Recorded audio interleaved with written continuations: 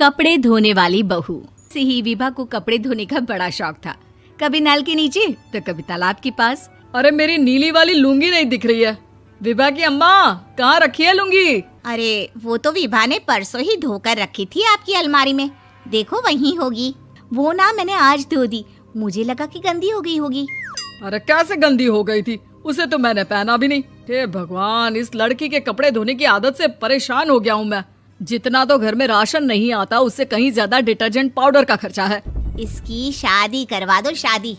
जाए अपने घर में ही करे काम, फिर चाहे घर के कपड़े धोने हो या पूरे गांव के। हाँ ठीक बोल रही हूँ, देखता हूँ मैं कोई लड़का। वो दिन भी आ जाता है जब विभा को देखने लड़के वाले आ जाते हैं। लड़की मुझे अच्छी लगी। होने वाली सास कहती है, बेटी अगर कुछ पूछना है तो पूछ लो। वैसे तो हमारी लड़की बहुत ही शर्मीली है, जो बोल दो वो मान लेती है, इसे क्या पूछना होगा। अरे कैसी बात कर रही हो माँ, मुझे इन लोगों के घर रहना है, सवाल तो कई है। हाँ हाँ बेटा, पूछ लो ना, क्या पूछना है।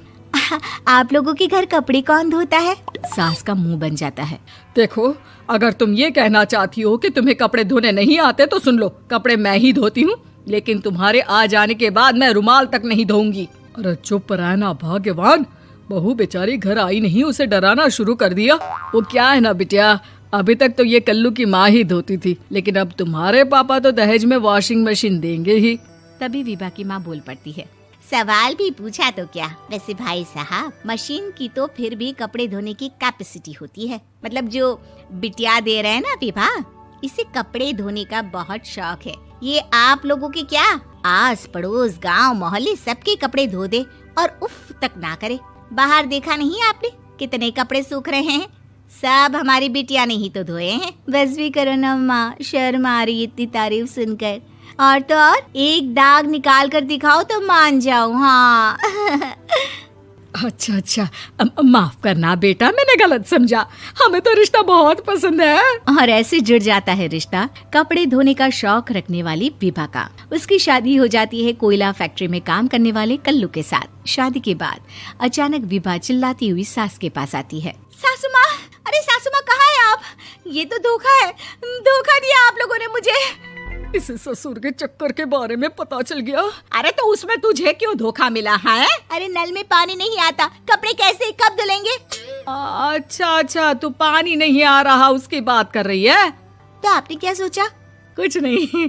अच्छा, तेरी माँ ने कहा था कि कपड़े धोने का शौक है तुझे, याद आया मुझे। शौक बोलकर कपड़े धोने वाले मेरे जुनून को कम ना आके सासू माँ, कपड़ा धोना मेरा गुरूर है।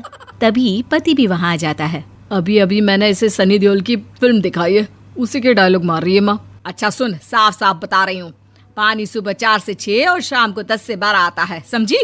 विभा टाइमिंग सुनकर हैरान हो जाती है। ये क्या भूतों का मोहल्ला है?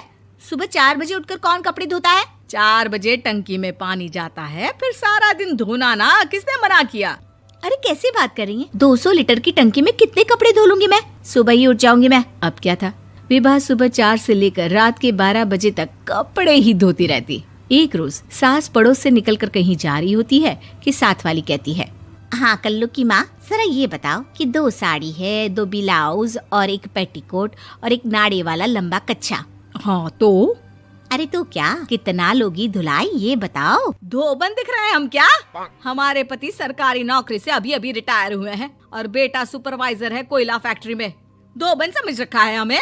हाय रे कल्लू की अम्मा, माफ कर दो, वो तो मोहल्ले में यही सब बता रहे थे कि तुमने बहू को कपड़ा धुलवाने के काम में लगा दिया है। सास को पड़ोसन की बात सुनकर गुस्सा आ जाता है। वो घर पहुंचती है जहां घर के बाहर ही इतने सारे कपड़े सूख रहे होते हैं जितने कि किसी धोबन के घर पर। अरे ओ कल्लू की दुल्हन, बाहर निकल।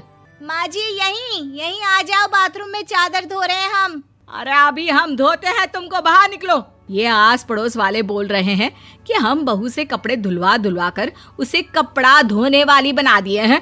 अरे छोड़ो ना माँ जी, किन लोगों की बातों में आती हो? आस पास के लोगों का तो काम ही होता है कि वो किसी तरह सास बहू को लड़ा दे।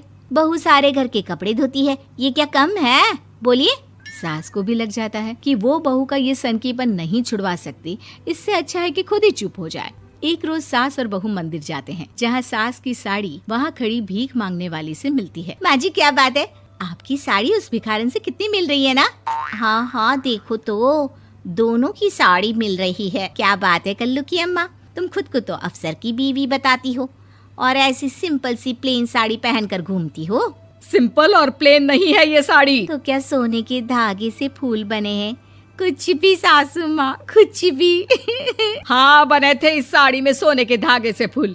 मेरे पति लेकर आए थे मद्रास से स्पेशली मेरे लिए 10,000 की।